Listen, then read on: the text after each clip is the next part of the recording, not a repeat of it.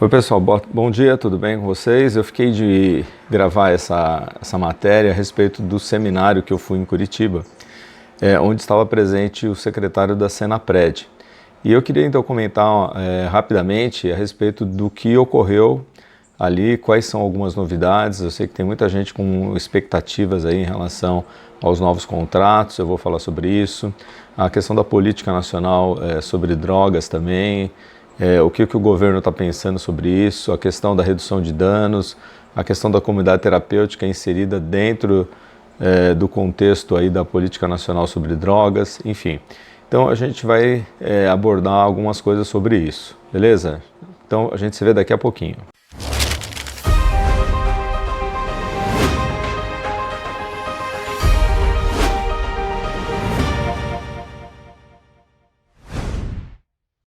Bom, a primeira coisa que eu queria dizer em relação à questão da Senad e da Senapred. São duas coisas distintas e que vão se completar. Então a gente até então tem falado a respeito de Senad, né, o contrato com a Senad, enfim, a gente só tem mencionado Senad. No entanto, com a nova política do governo, a Senad ela vai continuar existindo, porém vinculada ao Ministério da Justiça. E ela vai ficar cuidando mais das questões das políticas sobre drogas, repreensão ao tráfico de drogas, enfim. Esse vai ser o contexto da Senad. A Senapred, que é vinculada ao Ministério da Cidadania, ela é que vai cuidar das comunidades terapêuticas, ok? Então é importante que fique claro isso e a gente comece, inclusive, a corrigir, né, a questão da nomenclatura, que a partir de então a gente passa a mencionar Senapred e não mais Senad. Ok? Então é bom que fique claro isso, é a primeira coisa que eu queria destacar. Essa política não tem nada a ver com o governo Bolsonaro, é uma política nacional que já foi criada em governos anteriores e nada a ver com o Bolsonaro, então que fique claro essa situação, ok? Então outra coisa que é importante deixar destacado é que a comunidade terapêutica ela sempre esteve no contexto da rede de atenção psicossocial, ok? Então o pessoal às vezes quer descartar ou quer criticar ou quer falar alguma coisa, mas ela sempre esteve dentro do contexto. O que eu entendo que acontece é que assim, algumas comunidades terapêuticas acabam fazendo um desserviço para a população e para a comunidade. E esse é um ponto que eu queria destacar, que é o seguinte: o secretário ele vem do Ministério da Saúde, depois vocês acessem lá o perfil dele, né, o Dr. Quirino, muita gente boa, assim, um cara ponta firme. E assim, o que eu vejo ali? E assim como qualquer recurso público, ele precisa ser utilizado de uma forma muito tranquila, com muita sabedoria. E aí a comunidade terapêutica, a gente sabe que luta com dificuldade, que tem uma série de pontos aí que precisam ser melhorados, enfim, tem a questão de recursos e tudo mais. Porém, uma das coisas que o governo vai cobrar, vocês podem ter certeza disso, e se não cobrou agora no credenciamento, eles vão cobrar provavelmente nas renovações posteriores, é a questão da qualificação da comunidade terapêutica, né, dos resultados que ela vai produzir ao longo desse tempo. Vários programas do governo, o Tamo Junto, Família Forte, enfim, alguns programas do governo estão sendo repensados por questões dos resultados, ok? Então a gente precisa também se preocupar um pouco com esses resultados. É aí que tem entrado também o nosso trabalho, tá acompanhando as comunidades, verificando alguns índices, como é que estão esses índices de, por exemplo, de atendimentos, de conclusões de tratamento, tempo em que o acolhido tem ficado na comunidade. Se o tempo é muito pequeno, vai ter problema em relação a isso, por que a comunidade não dá resultado. Então nós temos que começar a repensar a questão da comunidade terapêutica também nesse aspecto de resultados. Afinal, o recurso é público, nós temos que ter consciência disso, é um recurso público que vai ser cobrado resultados, isso se vocês não tenham dúvida disso. E assim, um dos pontos que foram mencionados, assim, não basta a comunidade terapêutica ter um psicólogo, um assistente social, enfim, é importante que o responsável técnico da comunidade terapêutica seja uma pessoa capacitada em dependência química. Então, se a comunidade não tem esse profissional, ou se esse profissional não está qualificado nessa área, eu recomendo que vocês comecem a procurar instituições aí na região de vocês onde possa ser ou ter essa capacitação, né? Onde o profissional possa ser capacitado e a comunidade então fique tranquila quanto a isso, porque eu entendo que é uma das coisas que vão ser cobradas, ok? Então é importante destacar essa situação. Então, outro ponto que é bastante importante ser mencionado é a questão da reinserção social.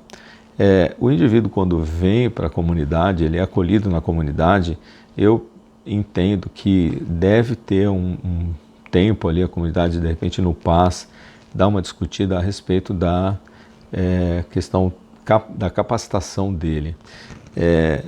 A comunidade deveria criar algum programa em parceria com empresas locais ou com alguns serviços do tipo Senar, Sesc, Senai, enfim, de acordo com o que estiver disponível, atividades de capacitação profissional. É importante, tá? Bastante importante que esse indivíduo, ao longo do acolhimento, ele possa passar por esse processo de capacitação profissional. E é interessante que tudo isso seja formalizado, né, com diploma no final do curso, enfim, é bastante interessante isso. Eu sei que cada cidade tem tem particularidades, né, tem região que é mais agrícola, tem região que é mais, sei lá, na questão da cidade mesmo, urbana, enfim. Então, verifica dentro do seu contexto o que é que pode ser. Eu lembro que eu tinha contatos com o pessoal da Tubos e Conexões Tigre, por exemplo, e eles foram na comunidade que eu atuava na época e para dar cursos voltados a essa área, né, de encanamento, como utilizar os produtos, enfim, e era gratuito, era um programa da própria Tigre, né? Então, assim, existem outras, eu sei que o Senar, que é o R de rural, ele tem várias capacitações nessa área, né, de criação de peixe, por exemplo, de plantas, enfim, tem várias coisas que, dependendo daquilo que você tem na sua comunidade, você pode implementar. Mas pensa com carinho nessa questão da reinserção social e na capacitação profissional, porque é algo que é bastante importante. Outro aspecto é a questão da família, procurar desenvolver algum projeto que envolva a família, além do acolhido normal, a comunidade ter uma linha de projetos que envolva a família. Eu particularmente entendo o seguinte, que a comunidade poderia desenvolver um projeto em qualquer dessas áreas e de repente apresentar para o governo federal e propor uma parceria para esse tipo de projeto, né? De acordo com o estatuto, isso também é outra coisa importante, a comunidade tem que adequar o estatuto para dentro das novas leis, tem um marco regulatório, enfim, tem algumas coisas que precisariam ser vistas. Então, assim, a comunidade precisaria adequar e, de repente, propor para o governo um projeto nessa área.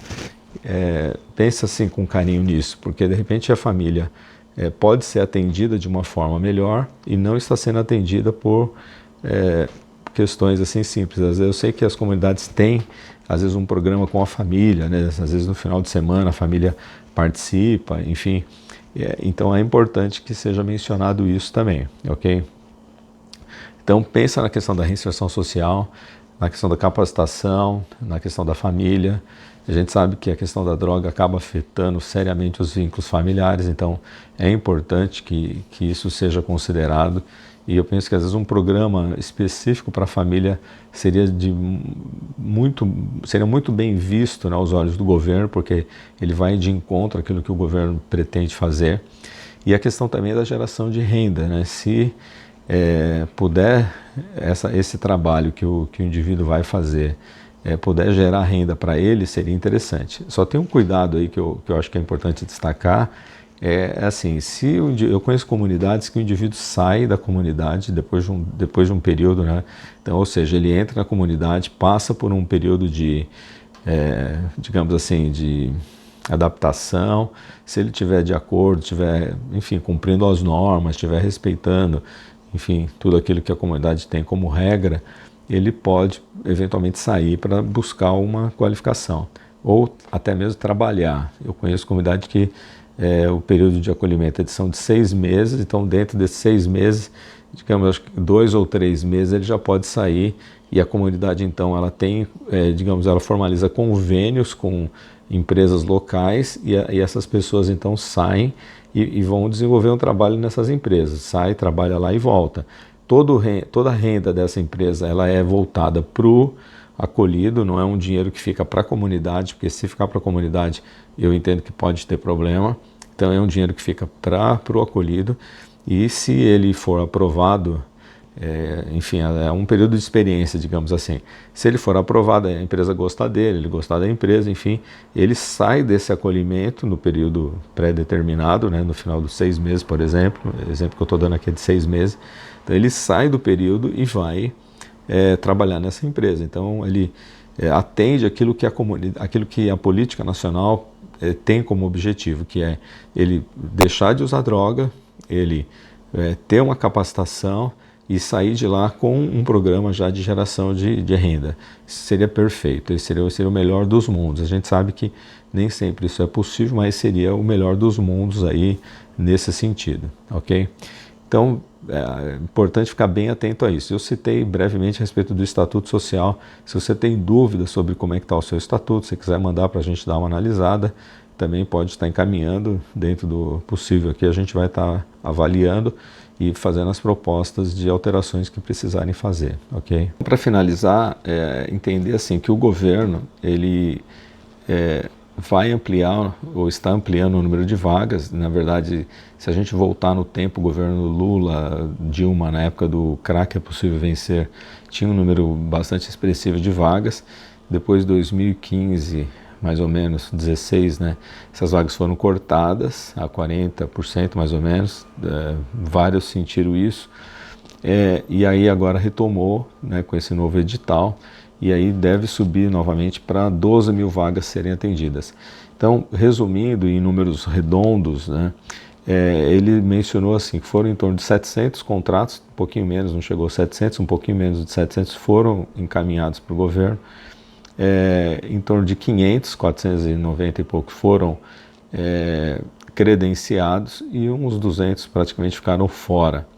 E desses que foram credenciados, em torno de 280 já assinaram em dezembro, e esses 200 e poucos que faltam agora, 212, né, para ser mais preciso, devem ser assinados a partir de meados de março. Eu vou colocar, inclusive, o vídeo que ele fala a respeito disso. Ok? Então é isso, o que eu tinha para passar para vocês é isso. Espero estar ajudando. E qualquer dúvida que vocês tenham nesse aspecto, pode entrar em contato comigo. Eu vou deixar o meu telefone, meu e-mail aqui embaixo. Vocês podem me ligar e a gente pode estar conversando sobre isso, ok? Qualquer dúvida, estamos à disposição para esclarecer. Tá bom? Um forte abraço, Deus abençoe todos vocês.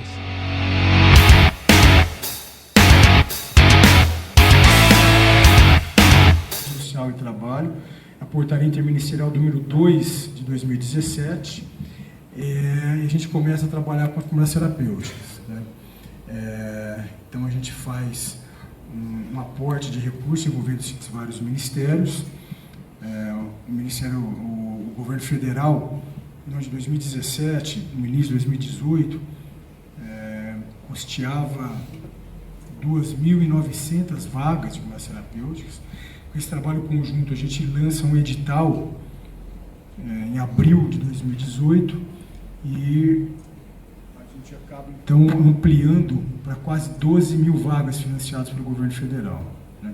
Então, a gente passa de quase 3 mil para quase 12 mil. A gente quadruplica o número de vagas ofertadas em comunidades terapêuticas financiadas pelo governo federal. No ano passado, o governo federal assinou 280 contratos, faltou orçamento, em que pese os vários ministérios tinham aportado recursos. Agora, então, as comunidades terapêuticas passam para a nossa pasta, né, para recém-criado Ministério da Cidadania, fica, então, lá na nossa secretaria, na Secretaria de Cuidados e Prevenção às Drogas, e os próximos 214 contratos a gente deve assinar até meados do próximo mês, agora, mês de março, né? Aí a gente vai ter 494 comunidades terapêuticas no Brasil, credenciadas e financiadas pelo governo federal, chegando a mais ou menos 12 mil vagas. Próximo.